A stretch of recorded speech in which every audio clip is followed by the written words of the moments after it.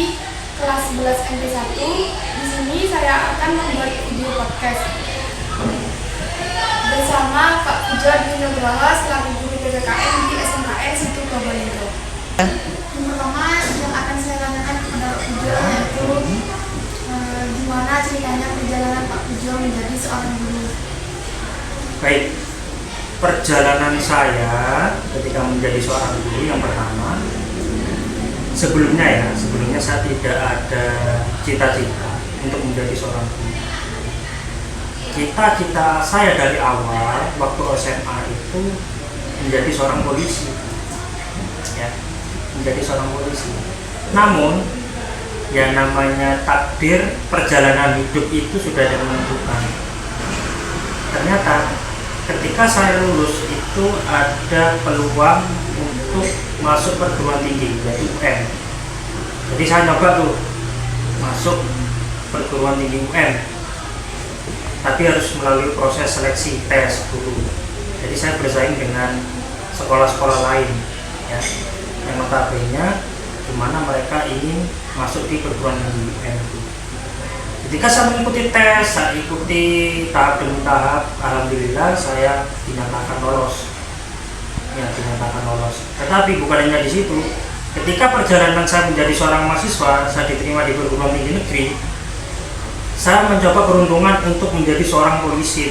Jadi kuliah sambil daftar polisi. Tapi lagi-lagi Tuhan tidak mengizinkan saya untuk menjadi seorang polisi. Dan yang menarik dari perjalanan hidup saya, ketika saya kuliah dan tidak dinyatakan lolos menjadi seorang polisi, ternyata orang tua saya itu tidak merestui saya menjadi seorang polisi, dan itu menjadi doa.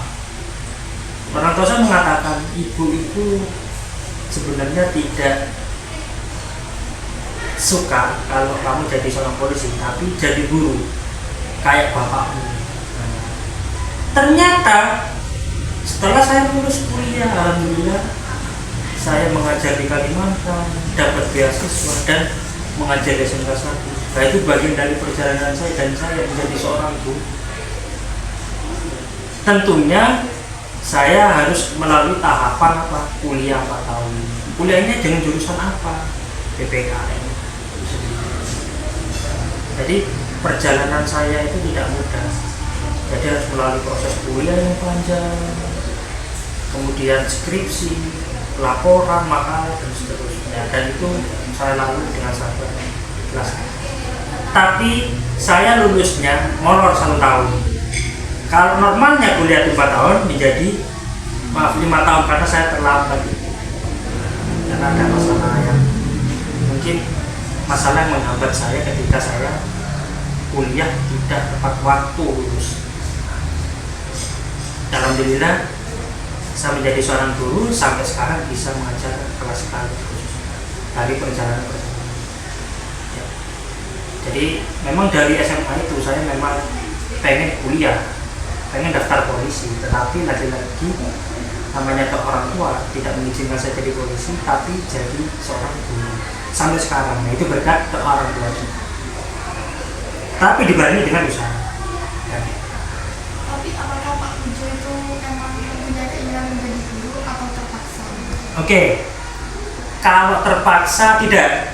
Kenapa? Yang membuat saya tetap kuat menjadi seorang guru, yang memotivasi saya yaitu almarhum orang tua saya. Kenapa? Almarhum orang tua saya itu sendiri yaitu guru PPK, dan itu memotivasi saya, membuat saya terbuka ingin menjadi seorang guru sampai sekarang.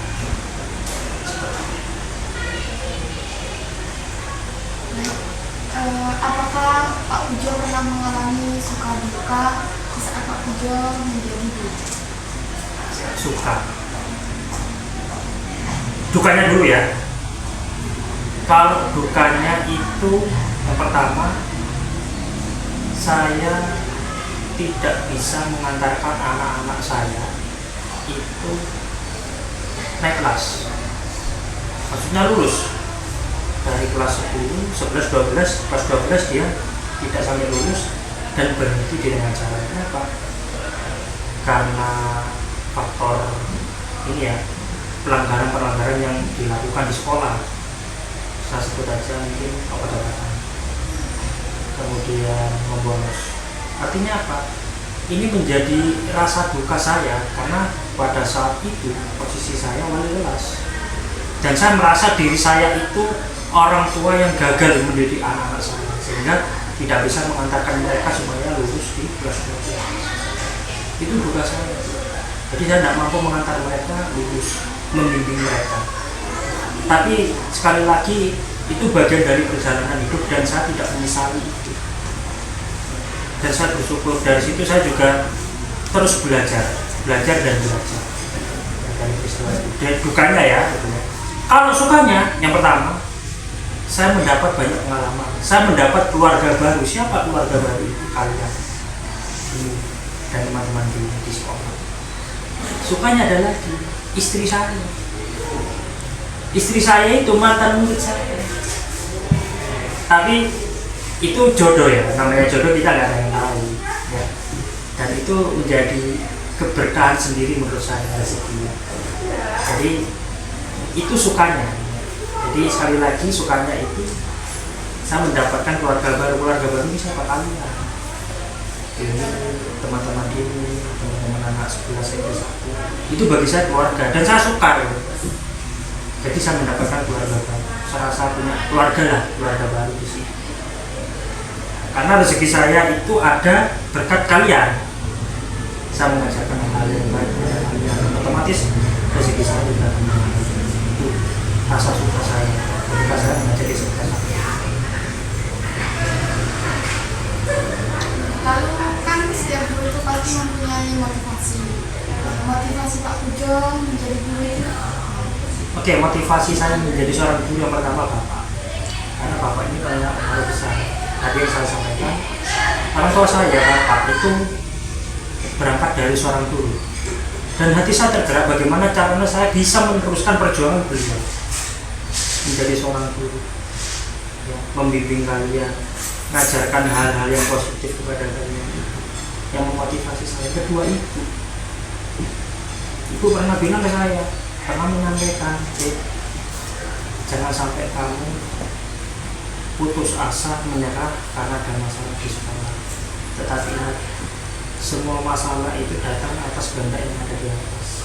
Ya, bayangkan kamu di sini bisa menjadi seorang guru itu karena siapa? Karena Bapak, karena orang tua yang membiayai kamu kuliah, SMA, kuliah hingga sampai sarjana. Nah, dari penyampaian orang tua saya tersebut itu menggugah perasaan saya untuk menjadi seorang guru, dan itu memotivasi saya bahwasanya menjadi seorang guru itu tidak juga ada pengaruh dari orang tua. Pengaruh orang tua ini maksudnya bagaimana pengorbanan diri, materi, doa, dan lain-lain. Nah, itu yang memotivasi saya sehingga saya menjadi seorang guru dan saya harus tahu menjadi guru di sekolah saya. Apakah Pak Pujo dari dulu itu memang menyukai mata pelajaran PPKN sehingga Pak Pujo menjadi guru PPKN? Nah, ini menarik itu. Ya, kenapa saya mengambil mata pelajaran PPKN yang pertama? Selama saya sekolah, ya, dari mapel-mapel lain, mapel yang hampir tidak pernah bermasalah, artinya nilai jelek, itu PPKN. Dari situ saya punya pilihan, ternyata PPKN itu menyenangkan. Kenapa menyenangkan? Karena berhubungan dengan perilaku sehari-hari, moral, politik, apalagi politik. Saya suka dengan politik, ilmu pemerintahan, politik, dan itu memotivasi saya. Kenapa saya menjadi seorang guru PPKN? Apalagi kan mendidik kalian, maaf ya, kalau jurusan guru, ya semua guru memang berhak untuk mendidik, tapi kan peran besar untuk mendidik akhlak, moral, perilaku itu guru PPKN. Nah, dari sana juga saya bisa belajar bahwasanya mengajarkan sesuatu yang baik itu ada rasa kebanggaan sendiri bagi guru PPKN. Semua orang pasti mempunyai tantangan dalam hidupnya Pak. Nah, Pak Pujo di saat perjalanan Pak Pujo untuk menjadi guru hingga saat ini, apakah Pak Pujo mengalami tantangan yang seperti itu? Ya, tantangan terbesar saya itu yang pertama ketika saya menemukan anak-anak yang memang dalam tanda kutip itu susah diatur. Itu tantangan saya, anak-anak sudah diatur sudah begini. Kenapa? Karena yang pertama saya juga menyadari kenapa mereka seperti itu, karena berangkat dari latar belakang keluarga, teman. Nah, ini menjadi tantangan saya supaya anak ini tidak terjerumus kepada hal-hal yang tidak diinginkan, apalagi pergaulan bebas, minuman keras, obat-obatan dan itu menjadi tantangan terbesar saya. Bagaimana merubah anak ini menjadi lebih baik, karena apa? Pengaruh teman dan itu tantangan saya. Mendidik kalian salah satu, mendidik ini juga, mengajarkan hal yang baik, itu tantangan saya supaya tidak terpengaruh oleh omongan orang, terutama dalam hal-hal yang tidak baik.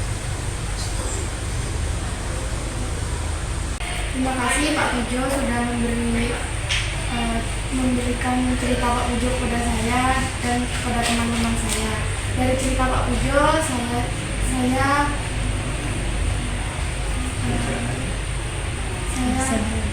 bisa belajar bahwa tantangan hidup itu tidaklah mudah untuk dihadapi.